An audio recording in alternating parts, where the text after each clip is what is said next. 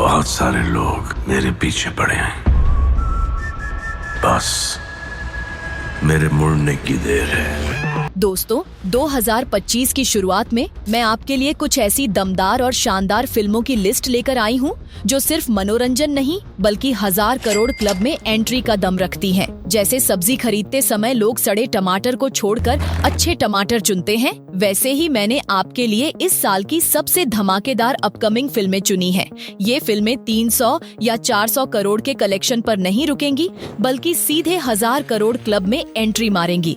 तो दोस्तों, इन सभी फिल्मों को थिएटर में जाकर जरूर देखना, क्योंकि इन फिल्मों का असली मजा बड़े पर्दे पर ही आएगा। और हाँ, हमारे चैनल 7 एनियास फिल्म लिस्ट को सब्सक्राइब करना बिल्कुल मत भूलना। यहाँ आपको सिनेमा की दुनिया की सबसे मजेदार और नई अपडेट्स हमेशा मिलती रहेंगी। याद रखें, फिल्में जितनी बड़ी होंगी, अपडेट्स उतने ही धमाकेदार होंगे, सिर्फ 7 एनियास फिल्म लिस्ट के साथ। तो चलिए दोस्तों, अब देर किस बात की, शुरू करते हैं साल 2025 का फिल्मी सफर।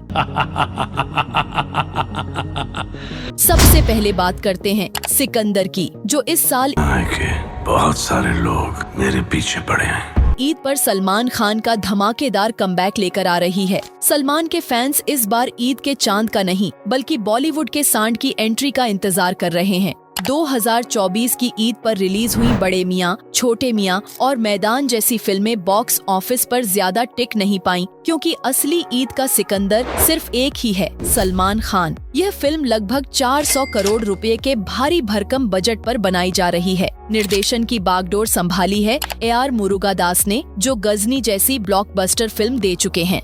IMDb के मुताबिक फिल्म में सलमान खान के साथ सुनील शेट्टी, प्रतीक बब्बर, काजल अग्रवाल और सरवन जोशी जैसे स्टार्स नजर आएंगे। इसके अलावा साउथ की अभिनेत्री रश्मिका मंदाना को फिल्म के लिए 13 करोड़ रुपए की फीस मिली है, जो उनके करियर की सबसे बड़ी फीस है। फिल्म के VFX का जिम्मा संभाला है रेड चिलीज एंटरटेनमेंट ने।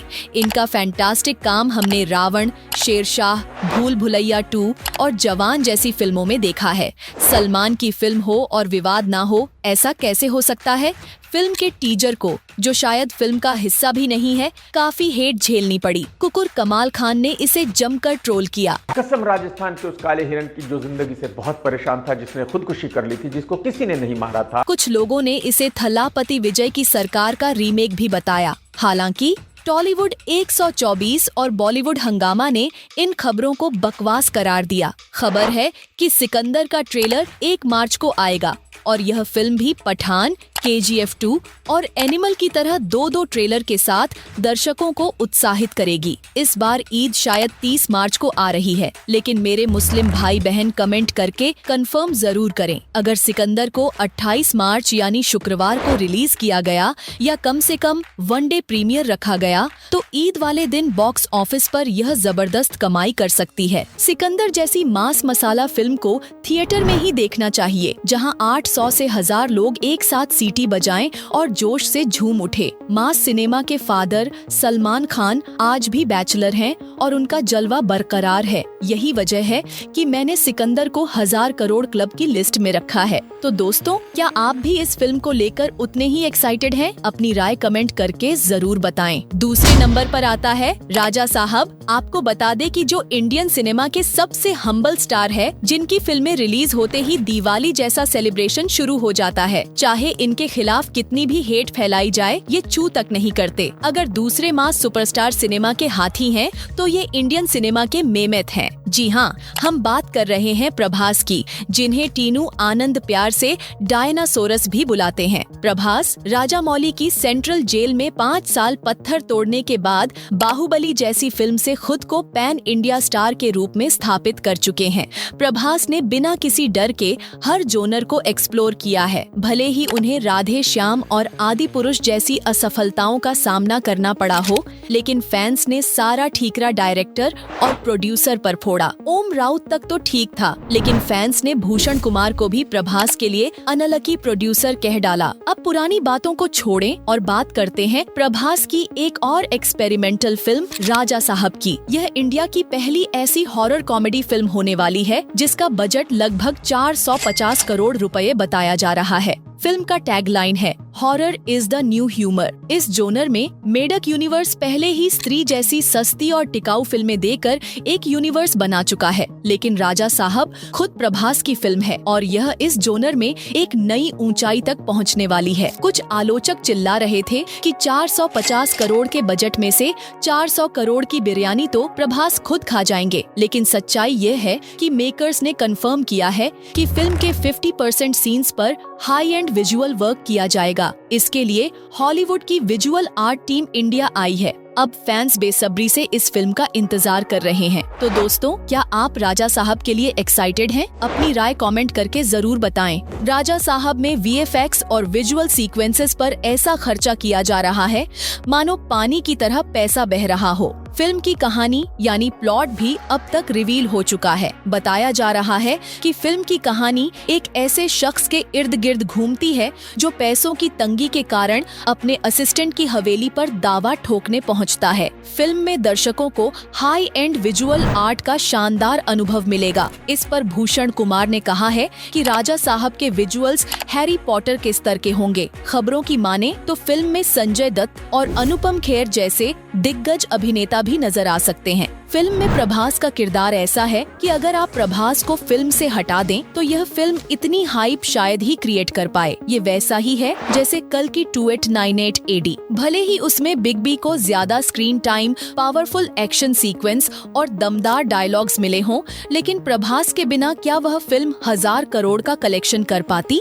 राजा साहब का ओवरऑल कलेक्शन तो फिल्म के कंटेंट और कहानी पर निर्भर करेगा, लेकिन फिल्म की ओपनिंग डे पर 150 करोड़ रुपए से ज्यादा की कमाई पक्की है। फिल्म के डायरेक्टर मारुति ने अपने जन्मदिन पर वादा किया था कि राजा साहब एक किंग साइज सेलिब्रेशन होगी। पहले यह फिल्म 10 अप्रैल 2025 को रिलीज होने वाली थी, लेकिन अब इसे 16 मई 2025 तक पोस्टपोन कर दिया गया है। प्रभास की री इंजरी।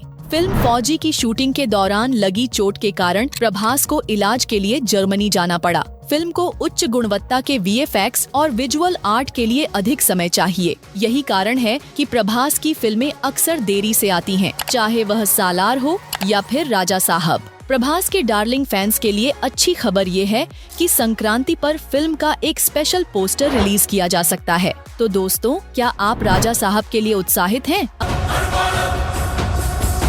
अपनी राय कमेंट करके जरूर बताएं। और अब हम बात करने जा रहे हैं फिल्म कूली की। जिस सुपरस्टार की फिल्म की अब बात करने वाले हैं, उनके स्टाइल और एक्शन की डिक्शनरी का इस्तेमाल आज के सभी बड़े स्टार्स करते हैं, फिर चाहे वो अल्लू अर्जुन, प्रभास और थालापति विजय हो या फिर बॉलीवुड के SRK और सलमान खान। और इस डिक्शनरी के मालिक हैं रजनीकांत। चाहे चिंगम खाने का स्टाइल हो, सिगरेट जलाने का अंदाज या फिर लुंगी घुमा के विलेन की पेंट गीली करने वाला सीन, रजनी सर ने स्टाइल और एक्शन को नए लेवल पर पहुंचा दिया है। यहाँ तक कि वरुण धवन को भी बेबी जॉन की शूटिंग शुरू करने से पहले रजनीकांत के स्टाइल और एक्शन के कई शॉट्स को सिलेबस की तरह पढ़ने को कहा गया था। खुद वरुण ने यह बात शुभांकर मिश्रा के पॉडकास्ट पर कबूल की थी।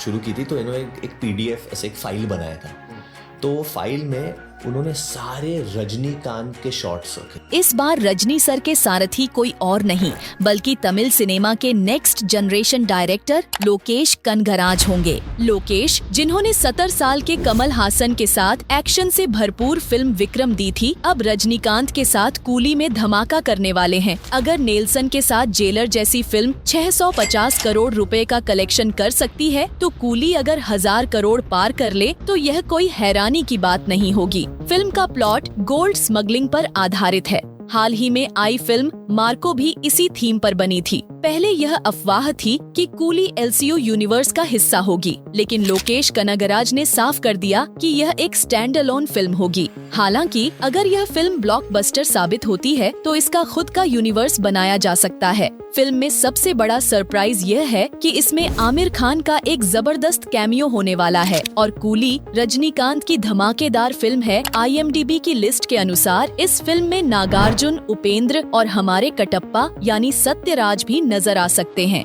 लेकिन मैं फिर भी कहूंगी कि कूली मुझे लोकेश कनगराज से ज्यादा प्रशांत नील की फिल्म लगती है, क्योंकि इसमें ब्लैक एंड व्हाइट थीम के साथ एक गोल्डन टच भी नजर आता है। खबर है कि इस फिल्म में रजनीकांत के किरदार का नाम देवा होगा, जिसका बिल्ला नंबर 1421 हो सकता है। फिलहाल इस फिल्म की रिलीज डेट 2025 के शुरुआती महीनों में बताई जा रही है। हालांकि यह फिल्म पोस्टपोन भी हो सकती है। अगर ऐसा होता है तो फिल्म की नई रिलीज डेट 15 अगस्त 2025 को हो सकती है। हालांकि इस तारीख पर रिलीज होने पर इसे वॉर 2 से कड़ी टक्कर का सामना करना पड़ सकता है।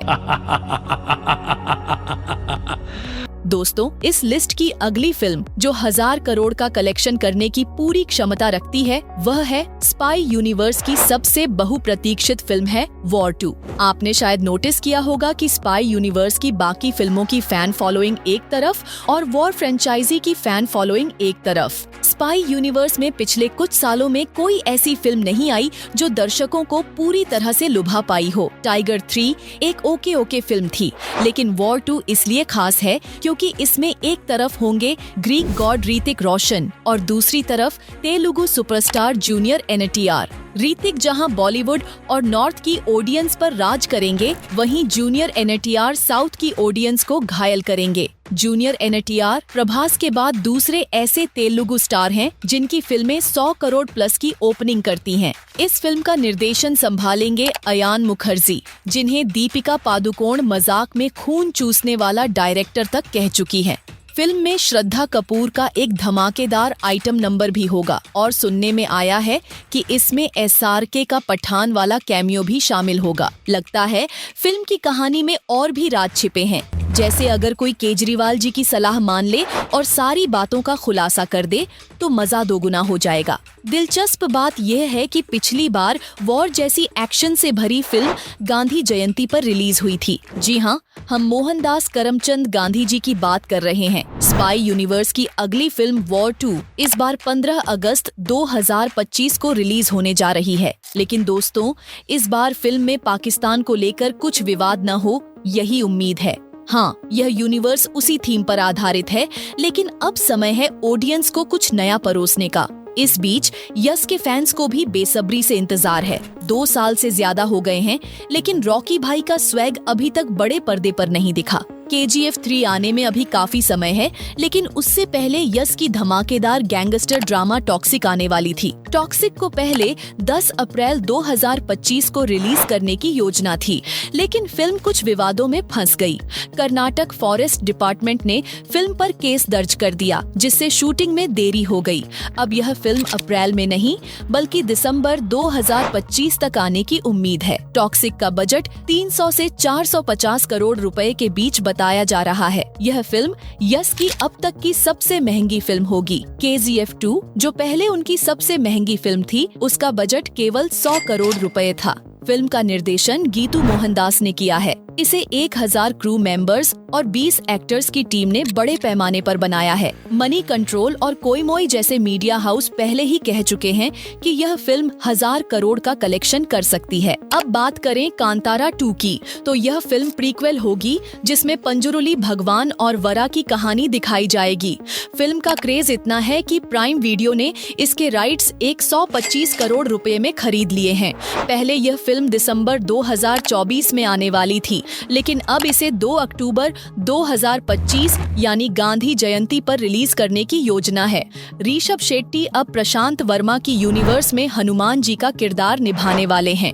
इसके अलावा उन्होंने संदीप सिंह की फिल्म साइन की है, जो छत्रपति शिवाजी महाराज पर आधारित होगी। दोस्तों, कांतारा 2 और टॉक्सिक जैसी फिल्मों से यह तो तय है कि आने वाले सालों में सिनेमा में धमाका होने वाला है। तो आप इन फिल्मों को लेकर कितने उत्साहित हैं? अपनी राय कमेंट करके जरूर बताएं।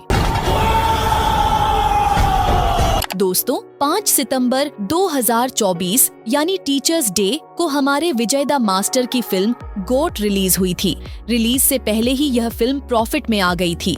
थालापति विजय के OG फैंस फिल्म को लेकर जो दीवानगी दिखाते हैं, वह किसी त्योहार से कम नहीं होती। फैन मेड स्क्रीनिंग्स, DJ पार्टियां और मैसिव गिग्नेटिक बैनर्स लगाकर इसे किसी तूफान या साइक्लोन की अनाउंसमेंट की तरह प्रमोट किया जाता है। सोशल मीडिया पर विजय स्टॉर्म और हिट्स केरला विनम जैसे हैशटैग ट्रेंड करने लगते हैं। लेकिन दोस्तों, थालापति 69 विजय की आखिरी फिल्म होने वाली है। इसके बाद वह अपने फिल्मी करियर को अलविदा कहकर पॉलिटिक्स में कदम रखने जा रहे हैं। थालापति विजय की 275 करोड़ रुपए की भारी भरकम फीस को लेकर भी खूब चर्चाएं हुई।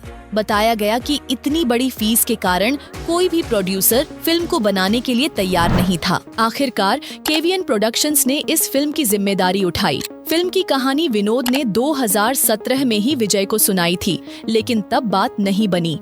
इसके बाद उन्होंने यह फिल्म अजीत और विजय सेतुपति को भी ऑफर की, लेकिन उन्होंने भी इसे करने से मना कर दिया। इस बीच खबरें आईं कि थालापति 69 बालकृष्ण की फिल्म भगवंत केसरी का रीमेक हो सकती है। हालांकि इस पर अभी तक कोई आधिकारिक पुष्टि नहीं हुई है। थालापति विजय की खतरनाक फैन फॉलोइंग और उनके करियर की आखिरी फिल्म होने के कारण यह तय है कि यह फिल्म 1000 करोड़ रुपए का कलेक्शन कर सकती है। तो दोस्तों, क्या आप थालापति 69 को लेकर उत्साहित हैं? अपनी राय कमेंट करके जरूर बताएं। तो दोस्तों, ये थी वो फिल्में जो 2025 में 1000 करोड़ का कलेक्शन करने की क्षमता रखती हैं। आप इनमें से किस फिल्म का बेसब्री से इंतजार कर रहे हैं? हमें कमेंट करके जरूर बताएं। और हाँ, हमारे चैनल 7 एनियास फिल्म लिस्ट को सब्सक्राइब करना बिल्कुल मत भूलें। याद रखें, यहाँ फिल्मों का महाकाव्य शुरू होता है और अपडेट्स 7 एनियास फिल्म लिस्ट से ही मिलते हैं एक और इंटरेस्टिंग वीडियो में। तब तक के लिए बाय बाय,